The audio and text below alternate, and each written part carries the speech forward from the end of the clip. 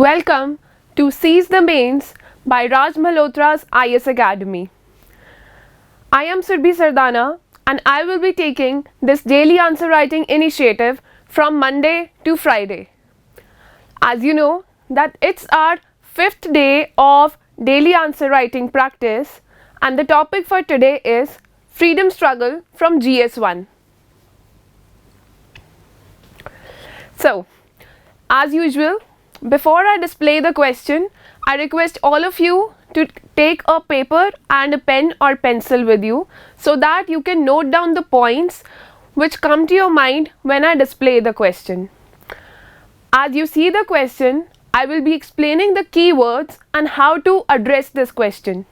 Since our topic is freedom struggle, so for Monday, that is today, we will be addressing how to solve questions from modern history and which books to refer and how many times to read and what should be your way of reading. Do you have to read a book in a chronological order? Do you have to prepare history according to the timeline and dates, or you also have to develop a conceptual understanding? So in this video lecture, we'll be addressing all these questions in detail. If you are new to this initiative, you can download the schedule from the description below. It's available on our Telegram channel. And if you're watching this video for the first time, I recommend that you go through all the previous videos, especially the introductory video in which we have discussed important points about the keywords and how to address answer writing. You will learn how to incorporate basic practices in your daily preparation for UPSC and state civil services to write excellent answer in mains. This initiative is aimed to help students aspiring for UPSC and state civil services. So if you're one of them, stay tuned. So here I'll be displaying the question for the day, which is from GS1 Freedom Struggle. The question is, since the decade of the 1920s, the national movement acquired various ideological strands and thereby expanded its social base. Discuss. This answer is needed in 250 words and it will fetch you 15 marks. So before starting to answer, I request that you pause the video and you note down the points that come to your mind on reading this question. This will enhance the flexibility of your brain. For example, if you're doing polity right now and you're taking a question from modern history, or if you're doing a prelims focused preparation right now and you're also practicing answer writing side by side, this will provide flexibility to your brain and you will be able to take mains more confidently when it arrives. So, let's begin by addressing the keywords and the important points in this question.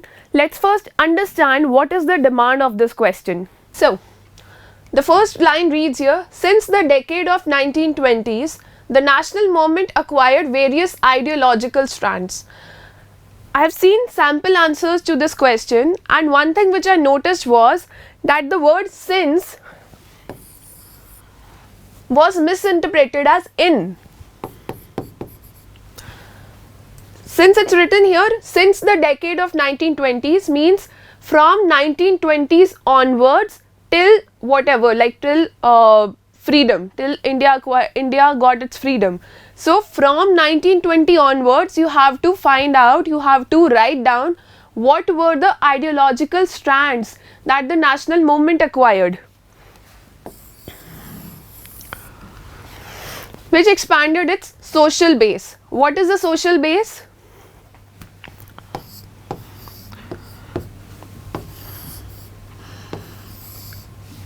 See, if you have a small base, the building you have on it would be smaller in area. If your base is expanded, you'll have a bigger building. So when the social base of any movement is expanded, what happens? The reach of the movement is increased. So this, as you see, as you can understand, this is a very beautifully framed question. It talks about the ideological strands and you don't have to talk about all the ideological strands. You have to talk about ideological strands starting from 1920. Since the decade of 1920s, starting from 1920s onwards, the national movement acquired various ideological strands which expanded and thereby expanded its social base. The social base of the national movement increased after 1920s. So you have to compare what was happening before, comparison in the form of a detailed explanation that the social base was not that wide before 1920s as compared to after that, which expanded which accelerated the struggle, the move towards our independence. So you have to discuss this in 250 words. If you go through the first video of this series, I mentioned there, I explained that whenever discuss is written, discuss is basically a written debate. It is not a debate and it's not like a fight. You don't have to always talk about positives and negatives. You just have to talk about all the aspects of a certain situation. So when the keyword used in the question is discuss, you have to elaborate whatever was happening at that time, whether it was contrasting the realities or in favor of the realities. So I think the question is clear. Since this is a question from modern history, most of the questions from modern history can be answered by using the basic books. You don't have to generate any new facts or gain any new knowledge. Whatever you are following, whatever the source, whether Spectrum, Bipin Chandra or any book for that matter, include NCERTs also, old and new both. So whatever sources that you are following, they will be very much enough to address any modern history question. If there is a new type of question which you have not seen in your regular books, it will be new for everybody except those with history optional, of course. So just whenever you see any modern history question, just go back to your books, see whatever the points you can incorporate. Any sample answer, whether they are available from any coaching institutes or any sample answer that I discuss here, any sample answer will definitely miss out on points which you can observe if you read thoroughly. So add your own points in modern history, interlink all the phenomena, all the ideologies going on there and frame your own unique answers. And don't forget, if you can use any types of schematics or flowcharts or give a new frame or structure to your answer, just do that time and again, practice that before you sit for your mains. So the keywords associated in this question, the keywords in this question were 3 in number. Since the decade of 1920s, this is the problem with like many aspirants. They don't understand. The national movement acquired various ideological strands. What were the ideological strands? We will be discussing in a while. And expanded its social base. Base, I have explained, the building is your freedom struggle and the national movement. So the base of national movement widened because there were more ideologies and more parts of society coming in and taking part in the freedom struggle. So we have all read about it, what happened after 1920s. We have read about everything, Gandhian ideology, communism, communalism, socialism, participation of women, peasants, labor movements, trade union movements. We have read all of it. It's just a question that is very beautifully framed and it's asking you to present in your own language whatever you have read. So it's not a difficult question. Any modern history question can be answered by just studying thoroughly, going through your books thoroughly again and again, especially in the case of modern history. So let's begin answering this. So as you know that when we begin an answer, we give a structure to our answer. We begin by producing an introduction. We start by writing an introduction. An introduction basically talks about your statement, the information that you have been given in the question. We start by paraphrasing the words of the question, and we also use our own knowledge from our general textbooks to add to our introduction to make our introduction more literal and more like that appears to be knowledgeable to the examiner. So let's see this is a very long introduction that we have here. When you write your own answers, just see what do you want to write, what appeals to your heart and mind and what does not. Your introduction doesn't have to be very long, but have at least 4 to 5 good sentences keeping in view the word limit of the question. Since it is a 250 words question, so you can have a slightly longer introduction if that justifies your answer. So starting from here, it reads, the period from 1920s onwards is a turning point in the modern history of India in many ways. So by using this particular statement, that the period that examiner has asked us to talk about, this was a turning point. So what you are doing, you are praising the question in a certain way. Okay, you are talking about it by paraphrasing it.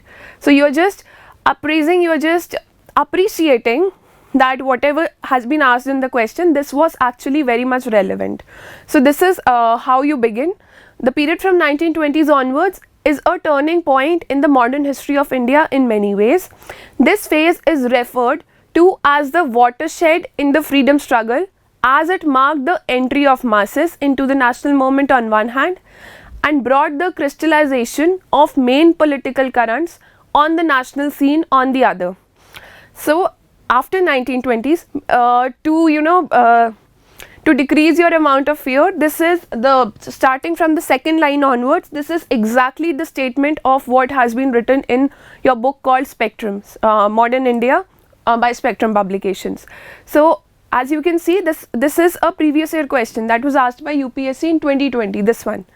So since it was asked by UPSC in 2020 and it could be answered very well if you've read the basic textbook. So these are like very good and very intelligent looking lines that yes, 1920s was a turning point for the national movement. Why it was the turning point? Because after 1920s, the participation of masses increased. The participation of masses increased, as I told, peasants, women, trade unions, all types of like depressed classes, all kinds of people who were not represented earlier in the freedom struggle or national movement, they now got representation. They were coming out of their houses, they were breaking their shells and they were participating in the national movement. So this was the social base. This is the social base that we are talking about, participation of these sections of society. On the one hand, this happened, and what this resulted into? The political ideologies, rights for women, rights for labor class, rights for depressed caste and classes, they came into the limelight. And because these rights, these all people participated, their rights came into the limelight, this was the reason that we were able to frame such a forward-looking constitution. Our constitution has representation for all the people of the society, for all the sections of society, and this was the reason. So can you now interlink that after the phase after 1920s was so important for India that it decided our future forever and even now? So this line, so you can underline the important like good looking words here: turning point, watershed in the freedom struggle, and this part, as it marked the entry of masses into the national movement on one hand and brought the crystallization. You can also use saw here if you don't understand what is brought the crystallization mean. Saw the crystallization of the main political currents on the national scene on the other hand. So the final line for this part of introduction is just enumerating the various parts of society that were now included, which were not included earlier. They were peasants, laborers, women, depressed classes, trade unions, and this is how they all emerged. They participated in the movement, and due to their participation, the ideologies were starting to take definitive political shapes. So that's how we recognize, that's how we understand this phase, the phase starting from 1920s. And in the other, and why was this happening? Since this is a long answer, so we have taken the liberty of extending our introduction a little bit. You can choose to write or not to include it, or include it in the first paragraph itself. What was special after 1920s that all these sections of the society came up? What was so special?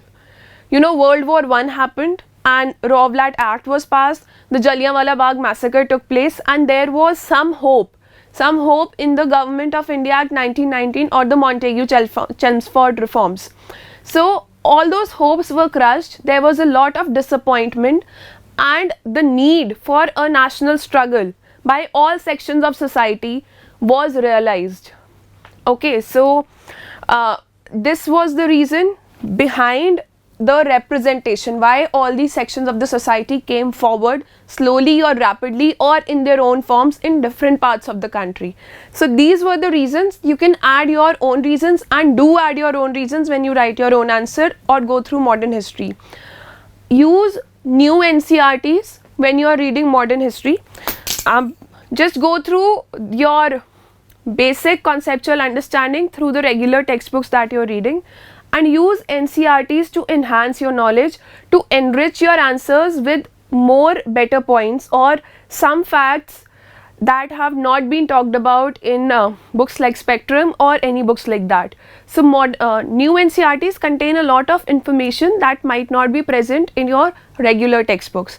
So go through your regular text first. If you have taken coaching, go through your coaching notes or whatever source you are following, and then use new NCRTs. Just make pointer notes or highlight on them and just go through them before answering any question, that are there any points that you can use from this book, this particular book.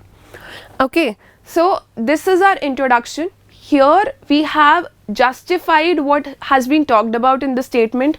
We have also appreciated the question in a way, what was talked about, that why the phase after 1920s is so important and what was different, what was not happening. And also the question talked about social base, the expansion of social base. So we have given the enumeration, we have listed down what the social base for India consisted of that time. So this is your social base: peasants, laborers, women, depressed classes, and more of things that will come, that we'll enumerate in the answer forward. But this is the broad introduction for your question. This in a way gives you a flexible route to write whatever knowledge you have gained about modern history, about the phase that's being talked about here. So this is your introduction. Read it again and again. After the video, download the PDF file of this presentation and then frame your own answer. Now let's see, before enumerating, before discussing this question, discussing about the various ideologies that were developing, let's see how can we proceed forward. What can be our linkage point for the day? So, since our last paragraph talked about the reasons why such people were coming for representation, here we are talking about the social base, the ideologies that came forward which expanded the social base of the movement. These were the ideologies that developed. So as you can read, hence the national freedom struggle activity after the 1920s got new strands. Strands, you can use the word types or anything that you like. Strands is more an academic word, so I've used this here. So the first strand was the Gandhian Ideology and Satyagraha. This we all know, that there was non-cooperation movement, there was civil disobedience movement, and various n number of small level of movements that were organized or led by father of the nation Mahatma Gandhi, and Satyagraha was the main spirit, main way of representation behind them. So the first ideology has to be the Gandhian ideology that was developed, and Satyagraha. We've clubbed here. It's your choice whether you want to use the word Satyagraha here or while you start with your explanations for this answer. So you can just end your point here, the Gandhian ideology, and that would be enough. So the first point, the first ideology was the Gandhian ideology. Apart from that, socialism was rising. You know, if you have gone through your notes of society, you must know that what do we mean by socialism, communism, communalism. So all these ideologies started taking shape just after 1920s, the decades following the 1920s. So socialism was rising. How it was rising and how it expanded the social base, we'll learn in a moment. The rise of socialism, communism took roots, revolutionary ideology got stronger. So there were many revolutionary movements held in different parts of the country. One of the revolutionary groups was operating in Punjab, in northern India, and the other groups were operating in the Bengal side, Odisha and Bengal side. So revolutionary ideology, all these attacks that we saw, the coming up of HSRA, the revolutionary activities, they increased in number after 1920s, and this ideology got a definitive shape. Communalism. See, always remember that communism and communalism, these are two different things. Just like if you are new to this channel or even preparation and you don't understand the meaning, I recommend that whatever you don't understand, just Google it. You don't have to worry about, oh my god, I have not learned society or I have not finished parts of polity. Just Google whatever is needed. Google whatever are the loopholes in your knowledge and just fix them for a while and carry on with your answer writing. Caste-based movements were coming up and they were great in number. A lot of prelims questions are also asked from these movements: caste-based movements, peasant movements, women movements, peasants agitation. They were working in tandem with the national movement. So peasant agitations were rising. This ideology, these came up. Movement of the labor class, very significant. Increased participation of women in the freedom struggle. Now what you can do, either use these 9 points as a list or make a flow chart of these, that okay, these were the points. Create a flow chart or a tree diagram like this. Okay, make 9 points and enumerate them. Or a tree diagram like this. Use 4 points here, 4 points here, and you'll be done.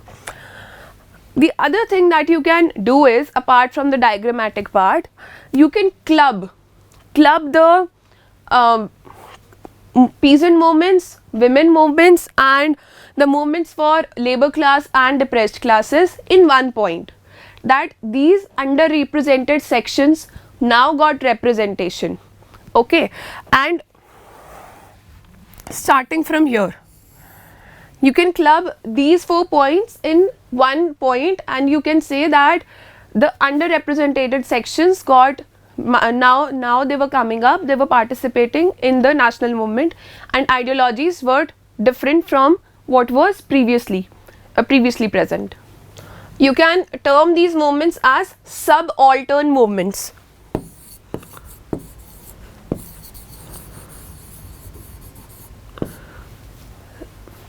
Subaltern movements. So according to the structure that you want to follow, according to your handwriting, according to the sheet or the word limit that you are covering, you can choose to have your own kind of structure and your own kind of differentiation. Now this was the linkage point. Here we have introduced the basic structure for our answer, that this is what I will be addressing in my answer, so that the examiner is very clear about what you know. You can also choose to just delete this part, create a tree diagram if possible, or if you don't have time just start on explaining from the next slide onwards, that is the body paragraphs. So now when you start expanding on the points that we discussed in the linkage points, what do you have to talk about? See, for an example, the first point here is the Gandhian ideology and Satyagraha. So the Gandhian ideology and Satyagraha has got n number of chapters in various textbooks, and what to write is a significant question, because the knowledge is so high that it's so important to finish it within the word limit, and what to write, what not to write. So let's go back to the question first and let's see that okay, these are the points that I have enumerated, but what do I write in them and what do I not write, what do I choose to avoid writing. So let's go back to the question and let's see what is the demand of question. See, the word thereby here in the second last line, acquired various various ideological strands and thereby expanded its social base. So thereby has been used as a synonym for therefore, that because there were many ideological strands after 1920s, since 1920s, the social base widened. As a result of more and more ideologies coming up, the social base widened.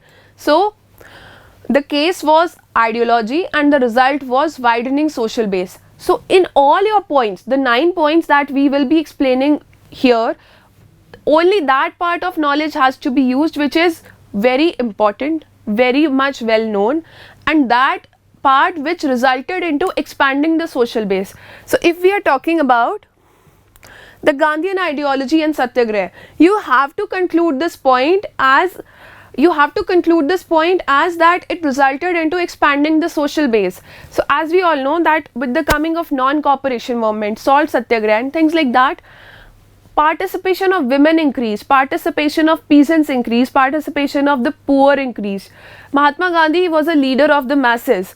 So the first point here is attributed to him, is attributed to Satyagraha, because this was the most important factor in increasing the social base of national movement, in bringing all those people together in the freedom struggle which were not included earlier.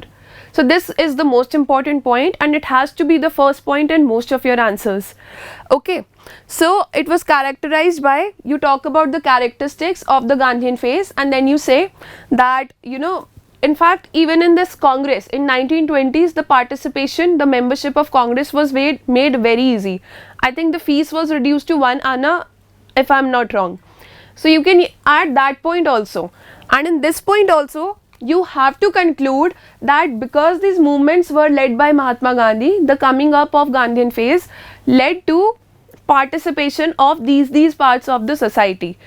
If you have read non-cooperation movement, salt satyagraha, so you will know that what parts of the society were participating which were not participating earlier in the extremist phase or the moderate phase or any movement, home rule, any movement like that. So just conclude this point here, justify every point that you are using. So this was the first point. The second point is rise of socialism. Socialism is an ideology which believes in the equitable distribution of resources and giving equal rights to everyone, like broadly if we talk about it. So after 1920s, we had leaders like Pandit Jawaharlal Nehru, Subhash Chandra Bose. They were taking the center stage. They were coming in the limelight in the national movement, and they had socialistic outlook to their personality. They supported many peasant movements, many students unions, many workers movements, many strikes. So socialism as an ideology was coming forward after 1920s. You can mention the prominent leaders, or you can mention prominent events like whatever the like the socialist unit that was in the Congress that was working for the benefit of society.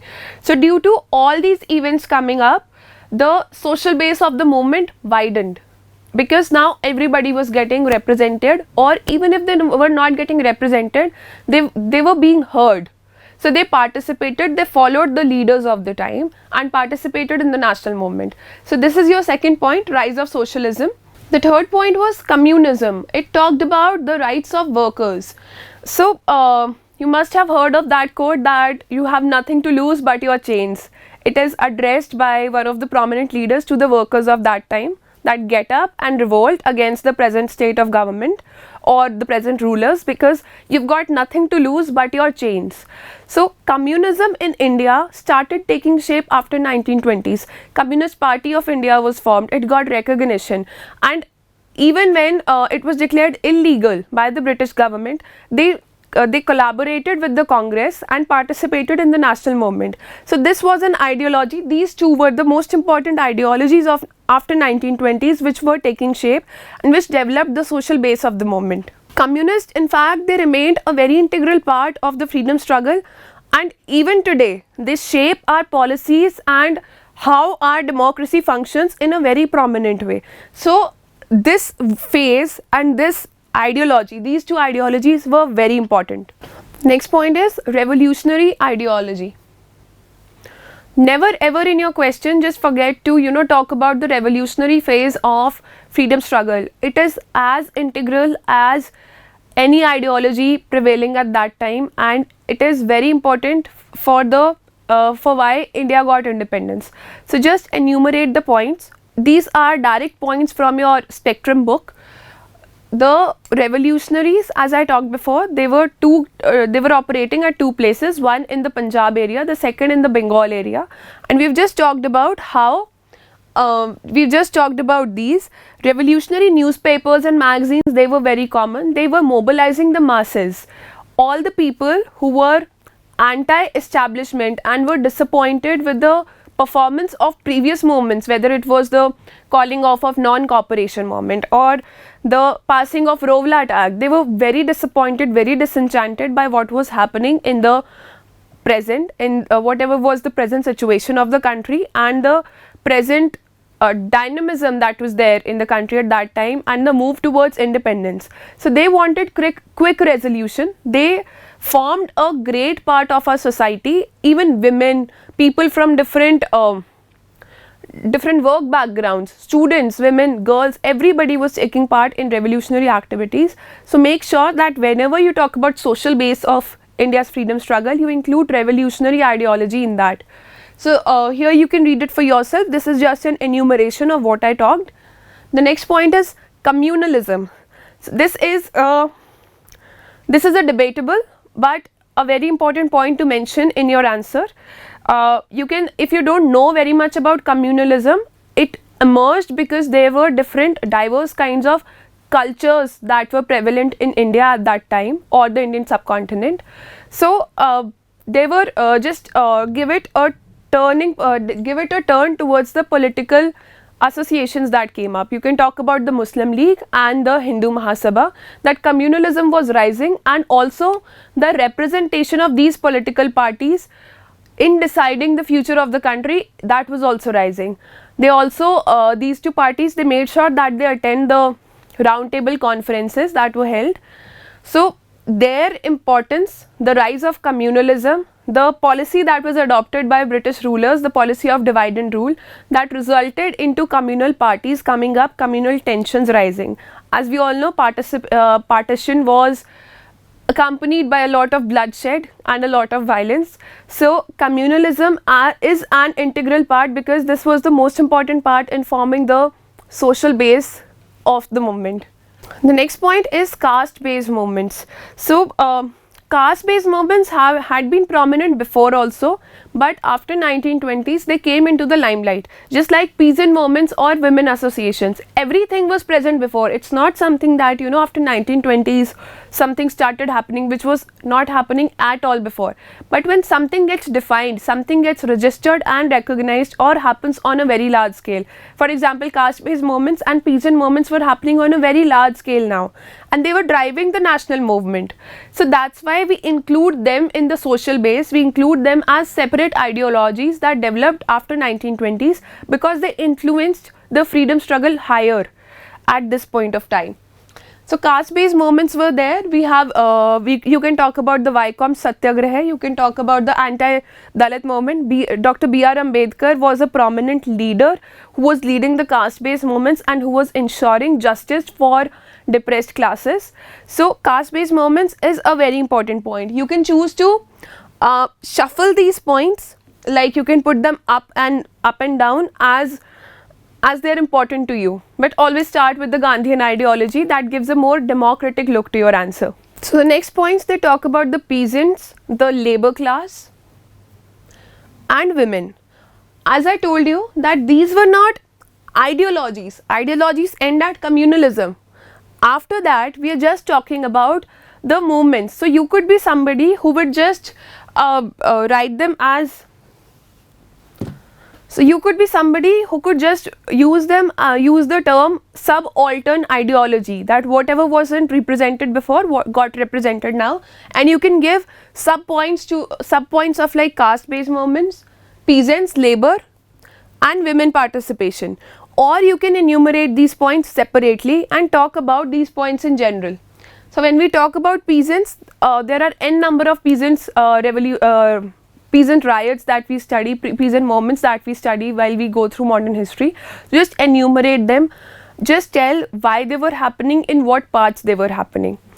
Next comes the labor class. The labor class was involved in a lot of strikes. Even till like 2 years before gaining independence, the labor class played a very important role in making and breaking the movements, the prominent movements of that time. So talk about them.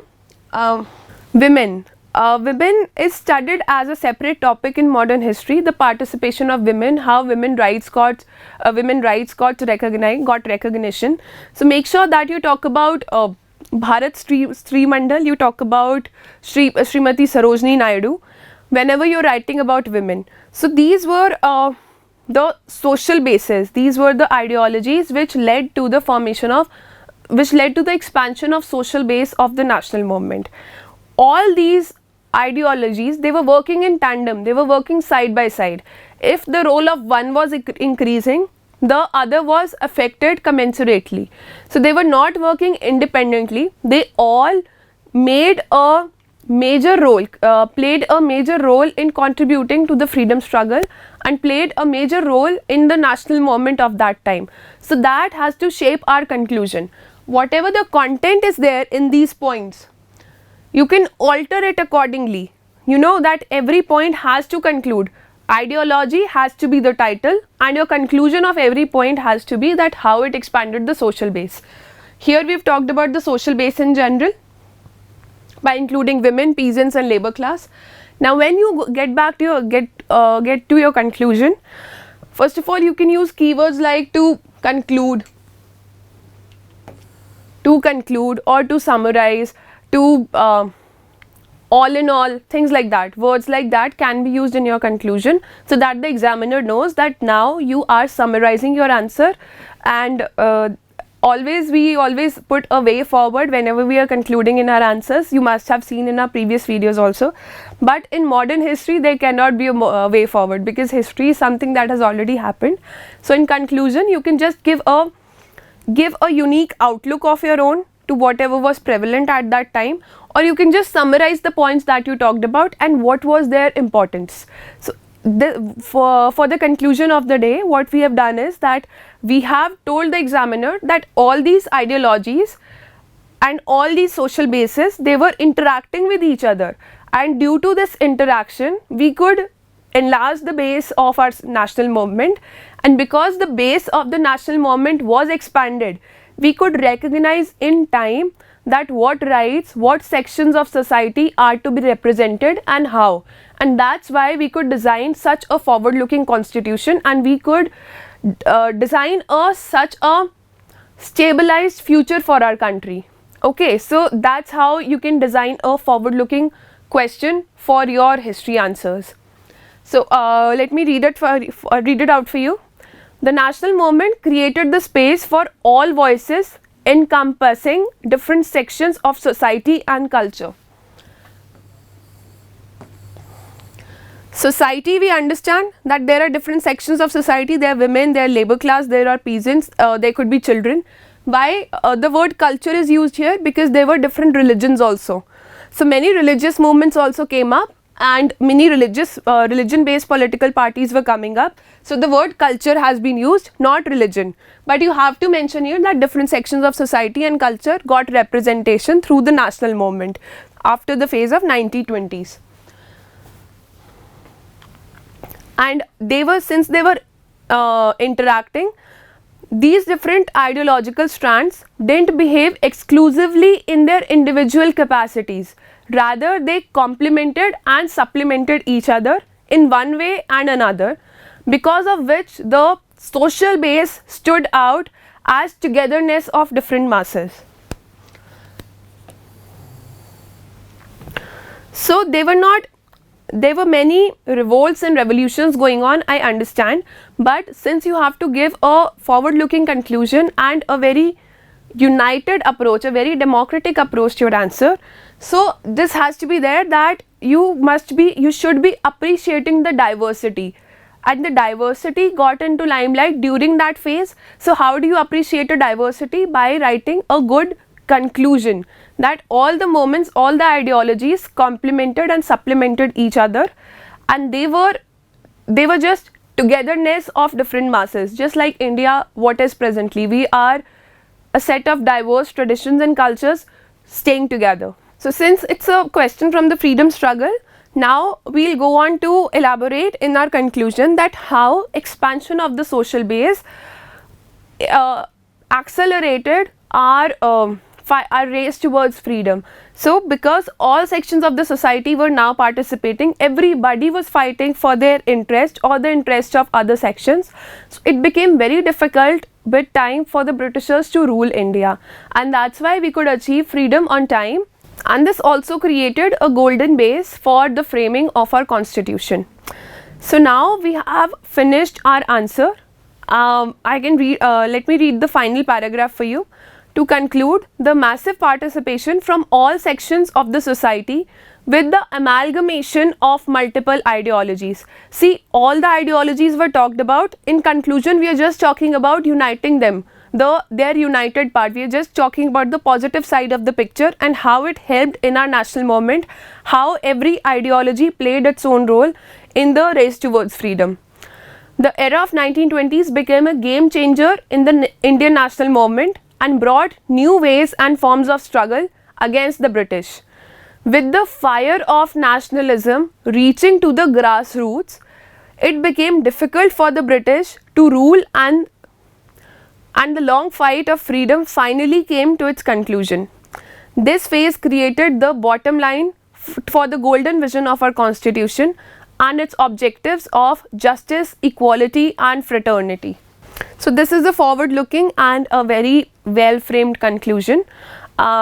Just go through the answer again and again after downloading the PDF, or if you are unable to understand anything, you can just mention in the comments below and we could come up with a session tomorrow. We could take your doubts tomorrow. So go through this answer again and again. Make sure to write your own points, to add your own points in the answer. As I said earlier also, that the introduction and the conclusion part of an answer are the toughest, and they are the deciding factors for how much score you will get for a particular answer. The points that you used in between, in the body paragraphs of any of your answer, they can be learned. They can be learned and they will be learned as you prepare for your GS subjects, for your prelims or for exclusively for mains. But introduction and conclusion, framing the structure of an answer, what to use, the flow charts, the schematics and what not to use, how much to write and how much to avoid writing, that comes with time. So you need a lot of practice. Just practice with us writing like one answer one day, for one day, Monday to Friday with us, and you will be good to go for your mains. So here we come to the end of this discussion. Write your own answer, mail your answers to us at the email ID mentioned here. It's called rmiaswriting@gmail.com, and make sure that you send your answers in PDF format only by tomorrow 12 PM, that is 15 February. Whatever the previous answers we have received, we've replied to most of them with the valuable feedback of our experts, and if there are some answers of yours that are remaining, they'll be assessed well in time, so don't worry about that. Just send the answers for this question or any previous questions that have been left out with you, and we'll be responding with the feedback. We'll see you with another question tomorrow, that is from GS2. You can download the schedule for this series. This will go on for 90 days. You can download the schedule till March 17, that is the first 30 days of this series, from the link in the description below. And you can also download the PDF for this presentation from the link in the description below. If there is any part of your preparation that you find hard to deal with or hard to adjust with, or you're looking for answers, then you can subscribe to our Telegram channel and our YouTube channel, or you can mail us with your questions, and you can also comment your questions or doubts in the comment section below. We go through all of them. So work hard, frame your own answer and keep writing, keep studying. May the force be with you. Take care.